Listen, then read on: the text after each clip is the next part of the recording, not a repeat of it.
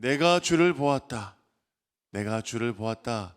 라는 제목으로 함께 말씀의 은혜를 나누겠습니다. 인생 역전. 사람들은 저마다 인생 역전의 꿈을 꾸며 살아갑니다. 제가 토요일에 이렇게 시내를 왔다 갔다 운전하다 보면 사람들이 오후로 지나갈수록 종종 걸음으로 어디를 향하고 있다는 것을 제가 어렵지 않게 볼 수 있습니다. 어디로 가는 것일까요? 로또 복권집입니다. 저는 어느 상점을 들어가든 그렇게 기대하는 눈빛으로, 그렇게 기분 좋은 미소로, 기대하는 마음으로 어느 상점을 들어가는 것을 일찍이 본 적이 없습니다. 추우니까 요즘에는 주머니에 손을 이렇게 넣고 이렇게 하면서 빠른 걸음으로 주차를 이렇게 이중 주차를 해놓고는 서둘러 가가지고 서둘러 나오는 것을 이렇게 제가 본 적이 있어요.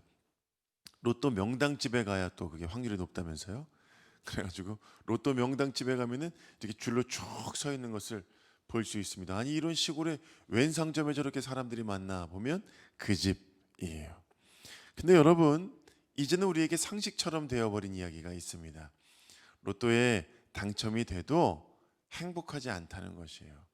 부부가 이혼하고, 부모 자식은 원수가 되고, 친구는 떠나고, 돈은 잃고, 사람도 잃고, 탕자가 되어버렸다는 이야기를 우리가 무수히 많이 듣고 있지만, 그럼에도 불구하고 우리는 여전히 내가 그렇게 되나 안 되나 되어보고 싶은 마음이 있습니다.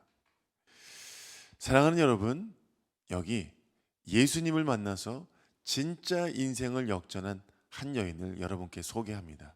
막달라 마리아입니다. 막달라가 성이고 마리아가 이름이 아니고, 막달라는 지역명입니다. 막달레나라고 부르기도 하는데, 이 게네사렛 그 평지 남단에 보면은 제조업, 조선업, 어업, 농업 이게 발달해 가지고 굉장히 부유한 상업 도시 막달라가 있습니다. 막달라의 그 도시 한가운데 보면은 원형 경기장이 있었다고 해요. 그 로마의 대형 경기장에 있던 도시들이 다 그러했던 것처럼 이 막달라도 환락과 쾌락을 쫓는, 돈을 쫓는 그런 도시였습니다.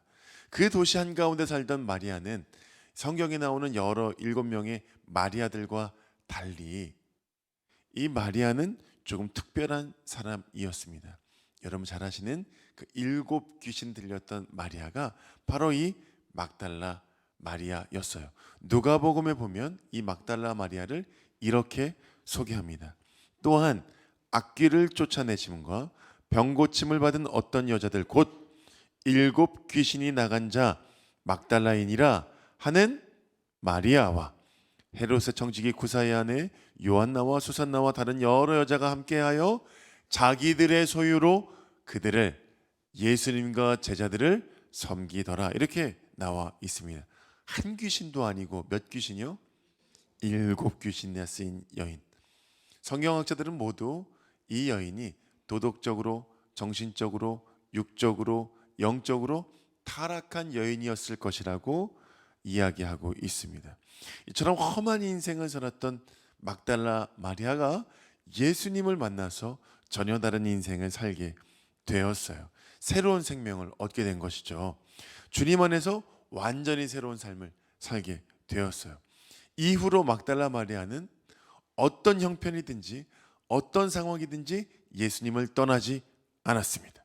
길이요 진리요 생명이신 예수님을 안 이상 그 예수님을 떠나가지 않았습니다. 그분을 떠난 인생은 상상을 할 수 없다라고 이야기하는 것처럼 내 인생을 주님께 바치겠다고 다짐한 사람처럼 끝까지 예수님을 놓치지 않았습니다.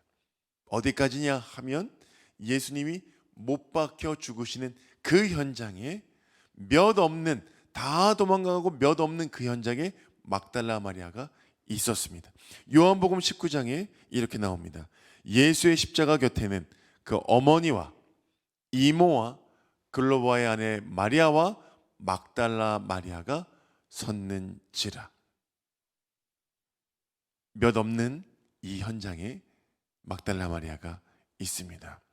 예수님을 따르던 사람들이 왜 도망갔냐 하면 신성모독죄로 처형당하는 예수의 곁에 있다가는 그 화가 자기에도 임할 것이 뻔하기 때문에, 유대법상 이것은 출교 또는 사형에 처할 죄이기 때문에 자신의 안위 때문에 또는 안전 때문에 다 도망갔습니다. 반대로 얘기하면 그 안전 안위 따위는 예수님과 내가 바꿀 수 없다고 그래서 이미 죽으신 예수님 곁에 이 마리아가 그 자리에 서 있다는 것입니다. 무슨 뜻이냐 하면 죽음도 불사하겠다는 뜻입니다. 대단하죠? 오늘 본문 1절에 보면 이렇게 시작합니다. 오늘 본문 1절 한번 읽어보겠습니다. 안식 후 시작.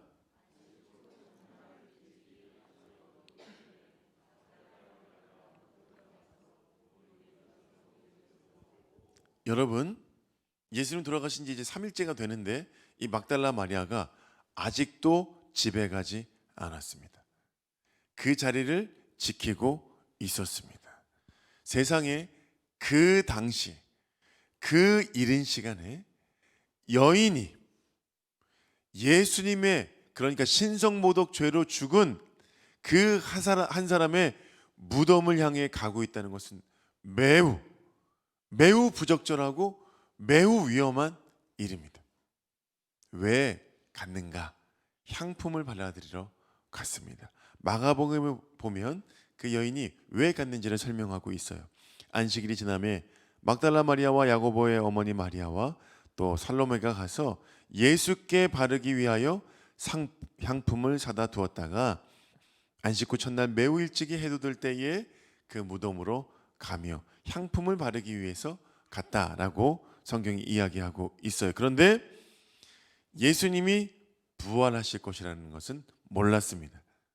그런 사실은 모르고 그저 그 시체에 향품을 바르기 위해서 갔어요. 오늘 2절에 보면 시몬 베드로와 예수께서 사랑하시던 그 다른 제자 요한에게 달려가서 말하되 사람들이 주님을 무덤에서 가져다가 어디 두었는지 우리가 알지 못하겠나이다. 예수님의 시체를 누가 가져간 줄 알았어요. 아마도 훼손했을 것이라고 예상했던 것 같아요. 왜냐하면 신성모독으로 죽었기 때문에. 그러니까 이 마리아가 그 캄캄한데 칠흑 같은 어둠을 뚫고 무덤에 갔다가 가는 것도 뛰어가고 다시 그 소식을 전하는 것도 뛰어오고 지금 마음이 너무너무 급해요. 이 여인의 마음을 여러분 아시겠어요? 조심스럽게 이렇게 살피면서 조심스럽게 이 발을 한 발 한 발 뛰는 게 아닙니다. 막 불이 나게 달려갔다가 불이 나게 달려오고 지금 너무너무 급해요. 어떤 마음인지 아시겠죠? 예수님의 시체를 도난당했다고 생각하니까 막 심장이 벌렁벌렁 뛰는 거예요. 예수님이 부활했다는 사실은 꿈에도 모르고 계속해서 울고 있어요. 부활을 몰랐을 거다. 당연히 몰랐겠죠. 제자들도 지금 아직 몰랐다라고 성경이 기록하고 있잖아요. 그런데도 모든 제자들이 도망간 판에 이 마리아는 그러다가 잡혀가고 죽으면 어쩌려고, 세상에 그 위험한 행동을, 그 새벽에 몰래 가는 것도 아니고 뛰어갔다가 없어졌다고 뛰어왔다가 지금 난리가 났습니다. 이 절망적인 상황인데도 예수님 곁을 떠날 상황이 아니에요.